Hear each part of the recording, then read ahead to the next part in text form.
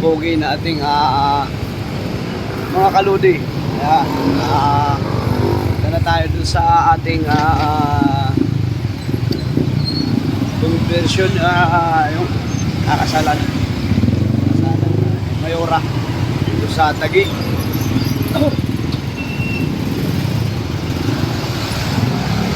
Lakad, malayo yung parkingan.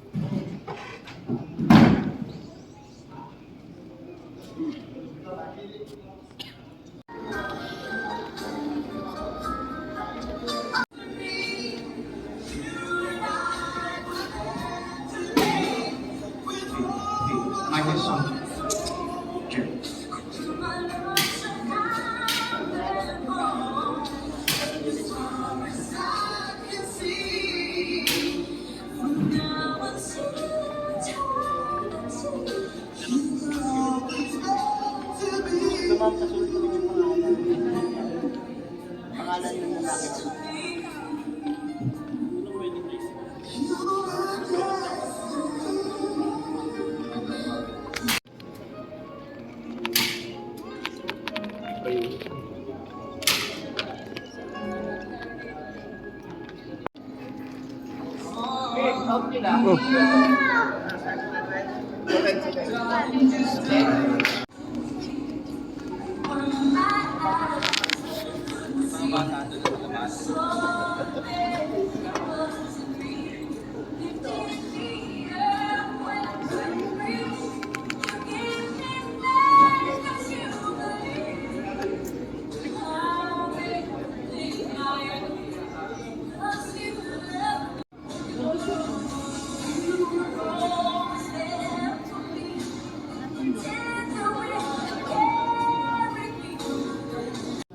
Inyong pakakasalan. Ito lamang po ang tagpo sa aking pagkakasal na mahigpit kong pinagbabawal ang lalaking tumingin sa kahit saan maliban sa mga mata ng kanyang pakakasalan. Kasi dyan po kayong mga ngako, iwasan po tumingin sa kisame, hindi po sasagot sa inyo yan. Lalo huwag po sa sahig, hindi po kayo dyan nangangako. Tanging sa mga mata ng tao na ihinanda ng Panginoon na makasama mo ngayon habang ikaw ay nabubuhay. Gentlemen, are you ready? Please repeat after me.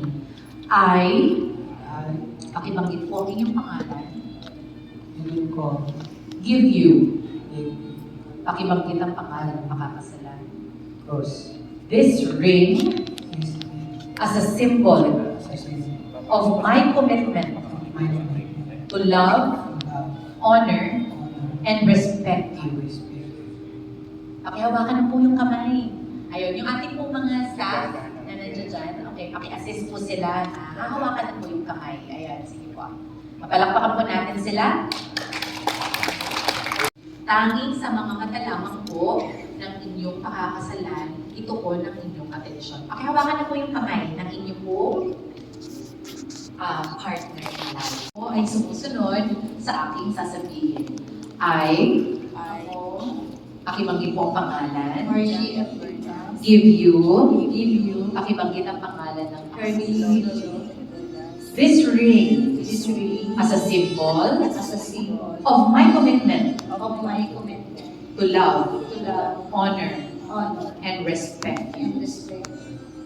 Pakisuot na po yung singsing. Palakpakan po natin sila. Ganun din po dalawa at nagbubuhay din yung pamilya. Palakpakan po natin sila. And May I now call Pastor Adolfo para i-administer po po siya, sir. Wala mo na pong magsisindi.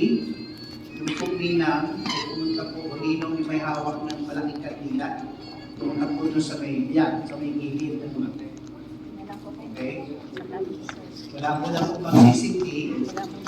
Ang una po nating sisindihan ay yung dalawang maliliit na kandila. Hindi muna po natin sisindihan yung malaki. Yung dalawang maliit na kandila, sige po, pakisindihan natin. Yun lamang po, dalawang maliliit na kandila. Ipapaliwanag ko po na yung hawak ninyong dalawang maliliit na kandila ay simbolo po ng inyong buhay. Okay po, nakasindi na po lahat.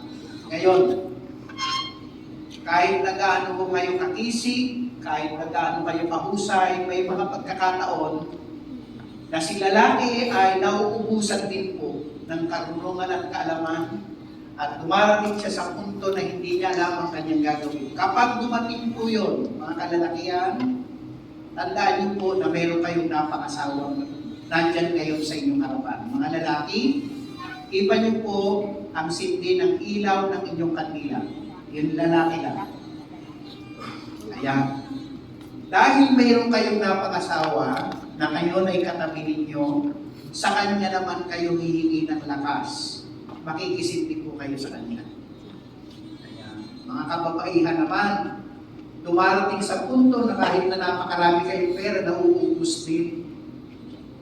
Kahit ang galing mong mag-budget, hindi mo na rin alam minsan. Minsan nagkakasabay-sabay ang problema sa buhay. Wala namang kasi accepted. Nagkakamali ka rin minsan. At minsan, tumipingala ka na lang sa langit at sinasabi ko, Diyos po, tulungan mo po ako.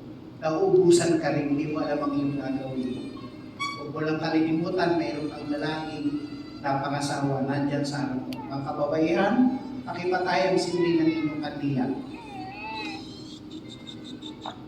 Ngayon, yung lalaki na yan nakatabi mo, sa kanya ka ngayon huhugot ng lakas. Pakisindi po kayo sa kanya.